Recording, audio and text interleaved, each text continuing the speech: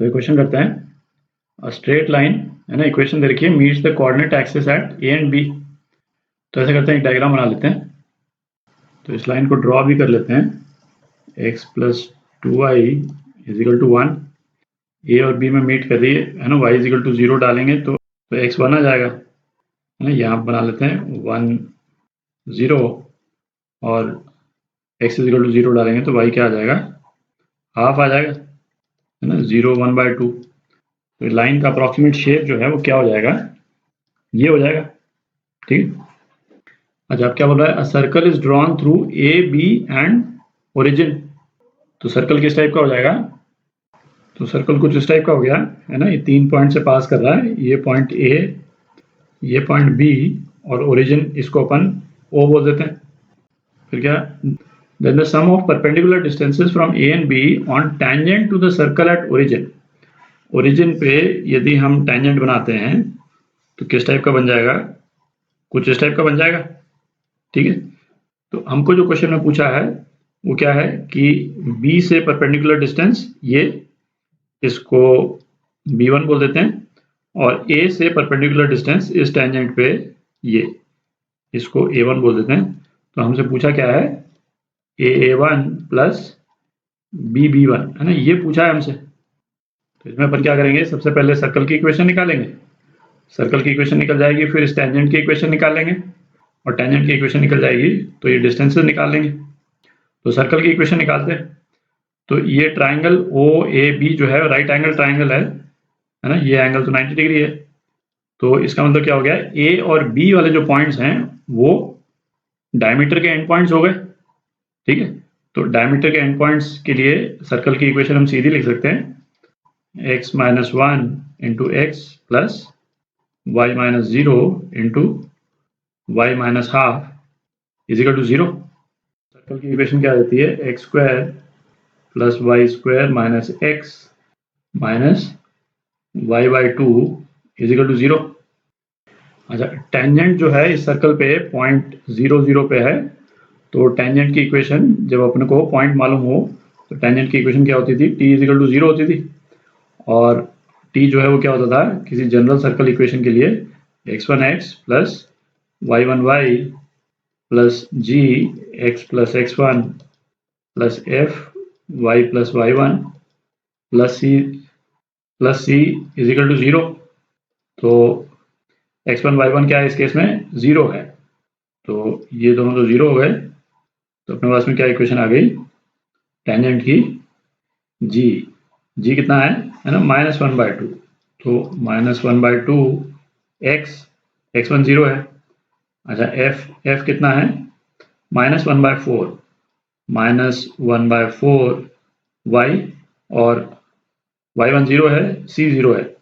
तो this is equal to 0। तो equation क्या आ गई अपने पास में, 2x plus y is equal to 0। तो टेंजेंट की इक्वेशन आ गई अपने पास 2x plus y is equal to 0। तो पॉइंट ए से जो डिस्टेंस है ये कितना हो जाएगा, AA1 mod of 2 plus 0 upon √5 है ना, 2 स्क्वायर प्लस 1 स्क्वायर, तो √5। तो ये कितना हो गया, 2/√5 हो गया। और BB1 है ना, ये कितना हो जाएगा, 0 और हाफ पॉइंट से डिस्टेंस। तो ये हो गया 0 प्लस 1/2 मॉड अपॉन √5। तो ये कितना आ गया, 1/2√5 आ गया। तो इन दोनों को ऐड कर देंगे तो अपने पास में क्या आ जाएगा, √5/2। ठीक है। तो ये आपका आंसर डी पार्ट। तो ये क्वेश्चन करते हैं, circle C passing through the point 40 touches the circle, दूसरी इक्वेशन दे रखी है, externally at point 1 - 1, then the radius of circle C है ना, पूछा है। तो एक डायग्राम बनाते हैं। ये ऐसे ही रिप्रेजेंटेशन के लिए अपन ने डायग्राम बना लिया है ना, ये एक्यूरेट डायग्राम नहीं है ऑब्वियसली। तो ये दो सर्कल जो हैं किस पॉइंट पे मीट कर रहे हैं, 1 - 1 पे मीट कर रहे हैं। अच्छा, इसकी इक्वेशन अपने को गिवन है, इसको मैं S बोल देता हूँ। और दूसरा सर्कल C जो है इसकी इक्वेशन अपने को पता करनी पड़ेगी, और फिर अपन रेडियस निकालेंगे इसका। और ये दूसरा वाला सर्कल जो है वो किस पॉइंट से पास कर रहा है, 4 0। है ना। ऐसी जनरल ये पॉइंट्स बना दिए मैंने कि ये कोऑर्डिनेट एक्सिस पे आप विजुलाइज ना करें इसको। तो अब क्या, ये दोनों सर्कल्स जो है इस पॉइंट पे टच कर रहे हैं, तो एक कॉमन टेंजेंट यदि हम ड्रॉ करें तो कॉमन टेंजेंट जो है वो इस तरह से हो जाएगा। ठीक है, तो दो सर्कल्स के बीच में इस तरह से कॉमन टेंजेंट अपने को मालूम हो तो उनकी जो फैमिली ऑफ सर्कल्स की इक्वेशन होती है वो क्या होती है, S plus lambda L is equal to 0। S equation अपने को मालूम है, एल की इक्वेशन निकाल लेते हैं तो फैमिली ऑफ सर्कल्स की इक्वेशन आ जाएगी अपने पास में। तो एस पे टेंजेंट है ना इस वाले पॉइंट पे, तो टेंजेंट की जनरल इक्वेशन जो है वो क्या होती है, टी इज इक्वल टू 0 जब हमको पॉइंट ऑफ टेंजेंसी मालूम हो। ठीक है, और ये कितना होता है, x1x plus y1y plus g x plus x1 plus f y plus y1 plus c is equal to 0। ठीक है, और हम निकाल रहे हैं टेंजेंसी किस पॉइंट पे, 1 -1 पे। तो वैल्यू डालते हैं जरा, तो कितना आ जाएगा, x माइनस वाई प्लस जी। जी कितना है इस सर्कल का, 2 है ना, ध्यान से भरें, है ना, 4 का हाफ होगा, x प्लस 1 और f कितना है -3, y -1 और c कितना है -12 इजिकल टू 0। तो टेंजेंट की इक्वेशन क्या आ जाती है, 3x minus 4y minus 7 is equal to 0। ठीक है, तो फैमिली ऑफ सर्कल्स की equation s plus lambda L ये अपन लिख लेते हैं। तो ये क्या आ जाएगा, x square plus y square plus 4x minus 6y minus 12 plus lambda 3x minus 4y minus 7 is equal to 0। ये फैमिली ऑफ सर्कल्स की इक्वेशन आ गई। तो ये इक्वेशन जो है रिप्रेजेंट क्या कर रही है, तो ये इक्वेशन ये रिप्रेजेंट कर रही है कि इस वाले पॉइंट पे जितने सर्कल्स बन सकते हैं जो कि सर्कल S को टच कर रहे हो और ये उनका कॉमन टेंजेंट हो, तो उन सभी की इक्वेशन को रिप्रेजेंट कर रही है ये इक्वेशन। जैसे जैसे लैम्डा वेरी करता जाएगा अलग अलग सर्कल्स की इक्वेशन आती जाएगी अपने पास में। ठीक है, ये अपन डिस्कस कर चुके हैं फैमिली ऑफ सर्कल्स में। तो अब इन ढेर सारे सर्कल्स में से हमको कौन सा सर्कल चाहिए, हमको वो सर्कल चाहिए जो कि 4,0 से पास होता हो।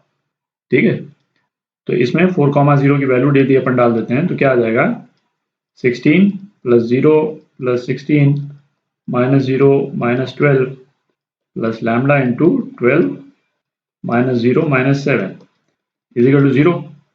तो लैम्डा की क्या वैल्यू आ जाती है, लैम्डा की वैल्यू आ जाती है -4। तो लैम्डा की वैल्यू इस फैमिली ऑफ सर्कल वाली इक्वेशन में यदि हम डाल दें तो हमारे पास में जो हमारा रिक्वायर्ड सर्कल है उसकी इक्वेशन आ जाएगी। तो यहीं पे ले देता हूँ क्योंकि हो गया अब। तो उस सर्कल की इक्वेशन क्या आ जाती है, x square plus y square minus 8x plus 10y plus 16 is equal to 0। ठीक है, और इस सर्कल का हमको रेडियस पूछा है तो इसका रेडियस आप निकाल लें, है ना, G square plus F square minus C. तो ये हो गया, है ना, 4 स्क्वायर 16 प्लस 5 स्क्वायर 25 माइनस 16, तो कितना हो गया 5।